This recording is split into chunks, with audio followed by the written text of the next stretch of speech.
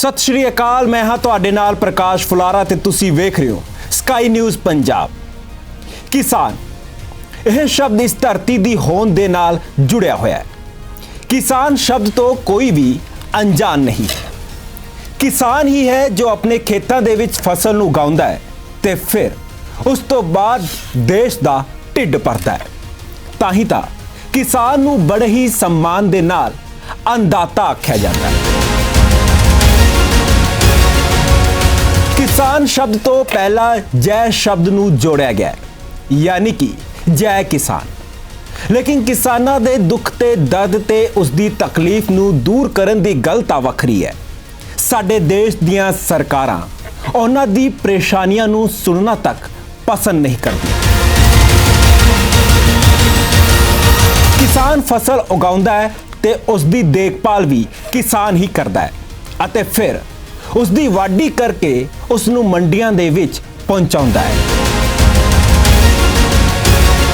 किसानी भाषा या फिर कहिए पंजाबी भाषा दे शब्द दे राही कहा जावे तां किसान अपनी फसल नूं मंडी दे विच सुट दिंदा है। मंडी दे विच सुटन वाला यह शब्द अज इसलिए क्योंकि किसान अपनी फसल दा रेट तय नहीं करता, बल्कि रेट तय करन दा काम सरकारां दा हुंदा है अते सरकार अपने इस एक काम तो भी भसदियां होइयां नजर आउंदियां हन।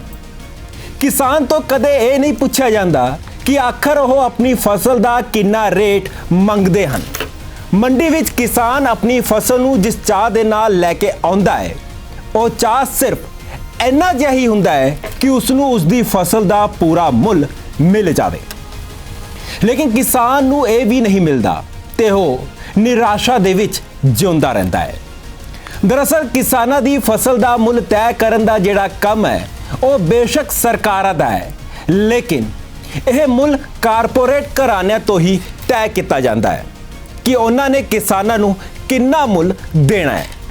किसान मंडी दे विच फसल लैके जांदा है लेकिन उत्थे वो मुल तय नहीं करता है। उन्होंने जिहड़ा मुल दिता जाता है उसनूं ओही लैके संतोष करना पैंदा है। मंडी तो जदों वही चीज़ अगे कारपोरेट घराने तो लोकां नूं मिलदी है तां ओह वेची जाती है। इत्थे इस गल नूं समझना बेहद ज़रूरी है कि किसान मंडी दे विच फसल नूं वेचदा नहीं है, बल्कि पंजाबी दे लफ्ज़ दे राही कहा जावे तां ओह सुट दिंदा है। दुकान विच उस चीज़ दे उत्ते MRP यानी कि मैक्सिमम रिटेल प्राइस लिखिया हुंदा है ते किसान नूं MSP मिलती है, जिसका मतलब हुंदा है मिनिमम सपोर्ट प्राइस।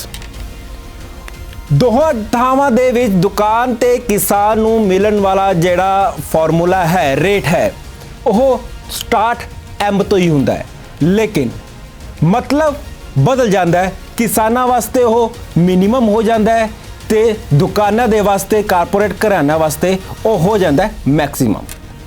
मतलब किसानां नूं घट्टो घट इन्ना रेट तां मिलना ही है, लेकिन रोला इस दे विच यही है कि किसानां लई तय कीती MSP भी किसानां नूं नहीं मिल पाउंदी।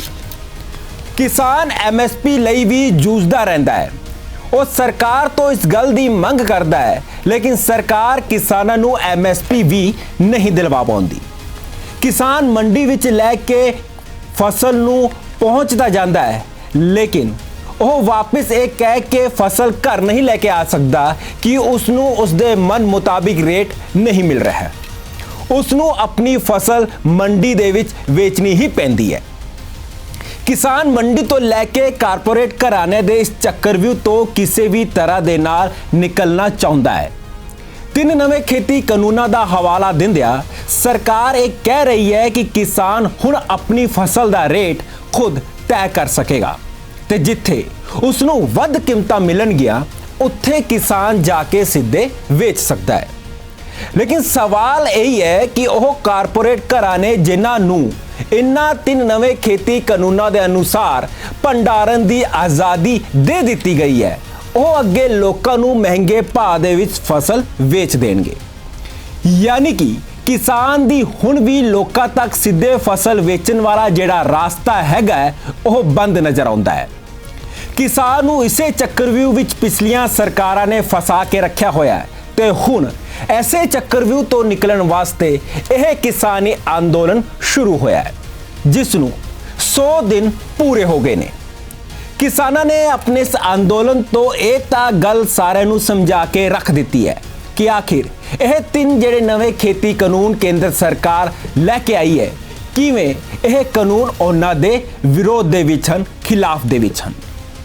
100 ਦਿਨ ਦੇ ਇਸ ਅੰਦੋਲਨ ਨਾਲ ਜਵਾਬ ਉਹਨਾਂ ਲੋਕਾਂ ਨੂੰ ਵੀ ਮਿਲਿਆ ਹੈ ਜਿਹੜੇ ਇਸ ਗੱਲ ਨੂੰ ਸੋਚਦੇ ਸੀ ਕਿ ਪੰਜਾਬ ਵਿੱਚ ਧਰਨਾ ਲਾਈ ਬੈਠੇ ਕਿਸਾਨ ਕੁਝ ਦਿਨਾਂ ਦੇ ਵਿੱਚ ਅੰਦੋਲਨ ਨੂੰ ਖਤਮ ਕਰ ਦੇਣਗੇ, ਜਿਹੜੇ ਇਹ ਗੱਲ ਵੀ ਸੋਚਦੇ ਸੀ ਕਿ ਸਰਕਾਰ ਦੇ ਭਰੋਸੇ ਤੇ ਅੰਦੋਲਨ ਖਤਮ ਹੋ ਜਾਵੇਗਾ। ਉਹ ਅੱਜ ਕਿਸਾਨ ਆਪਣੇ ਹੱਕਾਂ ਲਈ ਡਟਿਆ ਹੋਇਆ ਹੈ। ਕਿਸਾਨ ਖੇਤੀ ਕਾਨੂੰਨਾਂ ਨੂੰ ਰੱਦ ਕਰਨ ਅਤੇ ਸਰਕਾਰ ਤੋਂ ਹਰ ਫਸਲ ਦੇ ਲਈ MSP ਲਾਗੂ ਕਰਨ ਲਈ ਕਾਨੂੰਨ ਬਣਾਉਣ ਦੀ ਮੰਗ ਕਰ ਰਹੇ ਨੇ। ਜੇਕਰ ਹਾਲ ਦੇ ਦਿਨਾਂ ਦੀ ਗੱਲ ਕਰੀਏ ਤਾਂ ਫਿਰ ਸਰਕਾਰ ਸਿਰਫ ਦੇਸ਼ ਦੇ ਵਿੱਚ 23 ਇਹੋ ਜਿਹੀਆਂ ਫਸਲਾਂ ਨੇ ਜਿਸ ਦੇ ਲਈ MSP ਤੈਅ ਕਰਦੀ ਹੈ, ਯਾਨੀ ਕਿ ਮਿਨੀਮਮ ਸਪੋਰਟ ਪ੍ਰਾਈਸ ਸਰਕਾਰ ਦੇ ਵੱਲੋਂ ਤੈਅ ਹੁੰਦਾ ਹੈ।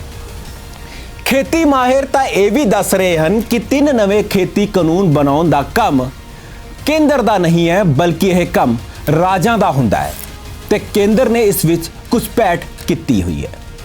ਛੋਟੇ ਕਿਸਾਨਾਂ ਨੂੰ MSP ਦਾ ਫਾਇਦਾ ਨਹੀਂ ਮਿਲ ਪਾਉਂਦਾ ਤੇ ਵਿਚੋਲੀਏ ਕਿਸਾਨ ਦੀ ਫਸਲ ਨੂੰ ਔਨੇ ਪੌਨੇ ਰੇਟ ਦੇ ਵਿੱਚ ਖਰੀਦ ਕੇ ਖੁਦ MSP ਦਾ ਫਾਇਦਾ ਚੱਕ ਲੈਂਦੇ ਨੇ।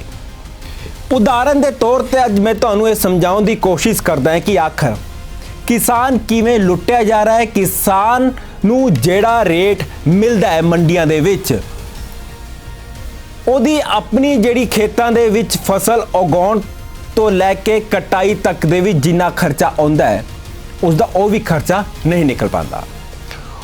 ਦਰਅਸਲ ਉਦਾਹਰਨ ਨਾਲ ਜੇਕਰ ਮੈਂ ਇੱਕ ਕਿਸਾਨ ਦੇ ਨਾਲ ਗੱਲਬਾਤ ਕਰਨ ਦੀ ਕੋਸ਼ਿਸ਼ ਕੀਤੀ ਸੀ, ਉਹਦੇ ਨਾਲ ਗੱਲਬਾਤ ਵੀ ਕੀਤੀ ਸੀ, ਤਾਂ ਉਸ ਕਿਸਾਨ ਨੇ ਮੈਨੂੰ ਇਹ ਦੱਸਿਆ, ਸਮਝਾਉਣ ਦੀ ਕੋਸ਼ਿਸ਼ ਕੀਤੀ ਹੈ ਕਿ ਜਦੋਂ ਸਰਸੋਂ ਦੀ ਖੇਤੀ ਕੀਤੀ ਸੀ ਤਾਂ ਉਸ ਵੇਲੇ ਬਾਜ਼ਾਰ ਦੇ ਵਿੱਚ ਜਿਹੜਾ ਸਰਸੋਂ ਦੇ ਤੇਲ ਦੀ ਕੀਮਤ ਸੀ ਉਹ 150 ਰੁਪਏ ਕਿਲੋ ਸੀ, ਯਾਨੀ ਕਿ 150 ਰੁਪਏ ਲੀਟਰ। ਲੇਕਿਨ ਉਸ ਨੂੰ ਯਾਨੀ ਕਿ ਕਿਸਾਨ ਨੂੰ 1 ਕੁਇੰਟਲ ਦੀ ਜਿਹੜੀ ਉਸ ਵੇਲੇ ਕੀਮਤ ਦਿੱਤੀ ਗਈ ਸੀ ਉਹ ਦਿੱਤੀ ਗਈ ਸੀ 2000 ਰੁਪਏ। ਇੱਥੇ ਇਹ ਗੱਲ ਤੁਹਾਨੂੰ ਸਮਝਣੀ ਹੋਵੇਗੀ ਕਿ 1 ਕੁਇੰਟਲ ਦੇ ਵਿੱਚ ਜਿਹੜੀ ਉਸ ਤੋਂ 1 ਕੁਇੰਟਲ ਦੇ ਵਿੱਚ ਸਰਸੋਂ ਖਰੀਦੀ ਗਈ ਸੀ, 1 ਕੁਇੰਟਲ ਦੇ ਵਿੱਚ 45 ਕਿਲੋ ਸਰਸੋਂ ਦਾ ਤੇਲ ਨਿਕਲਦਾ ਹੈ, ਯਾਨੀ ਕਿ ਬਾਜ਼ਾਰ ਦੇ ਵਿੱਚ ਜਿਸ ਦੀ ਕੀਮਤ 6500 ਰੁਪਏ ਤੋਂ ਵੱਧ ਸੀ, ਉਹ ਕਿਸਾਨ ਦੀ ਜੇਬ ਦੇ ਵਿੱਚ ਅੱਧੇ ਤੋਂ ਵੀ ਅੱਧਾ ਆਇਆ। ਇਸ ਤਰੀਕੇ ਨਾਲ ਜੇਕਰ ਅੱਜ ਆਪਾਂ ਗੱਲ ਕਰੀਏ ਤਾਂ ਫਿਰ ਕਿਸਾਨ ਨੂੰ ਅੱਜ ਤੱਕ ਇਹੀ ਨਹੀਂ ਪਤਾ ਲੱਗਿਆ ਕਿ ਆਖਰ ਉਸ ਦੀ ਫਸਲ ਦੀ ਕੀਮਤ ਨੂੰ ਕੌਣ ਤੈਅ ਕਰਦਾ ਹੈ।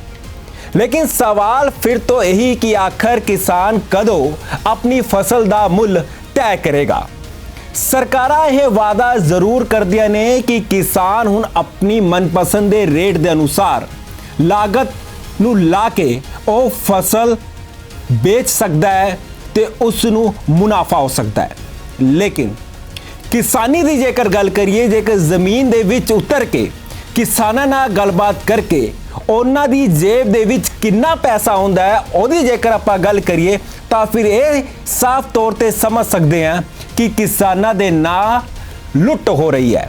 ਕਿਸਾਨਾਂ ਨੂੰ ਮੁਨਾਫਾ ਤਾਂ ਕਿੱਥੇ ਹੋਣਾ ਹੈ, ਕਿਸਾਨਾਂ ਨੂੰ ਉਹਨਾਂ ਦੀ ਫਸਲ ਦਾ ਪੂਰਾ ਲਾਗਤ ਵੀ ਨਹੀਂ ਮਿਲ ਪਾਉਂਦਾ।